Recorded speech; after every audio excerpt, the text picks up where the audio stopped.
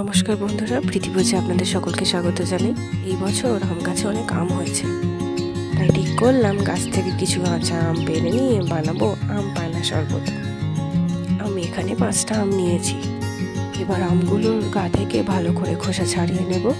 খোসার মধ্যে যে আঠা ভাবটা থাকে সেটা শরবতের টেস্টে ব্যাঘাত ঘটাতে পারে।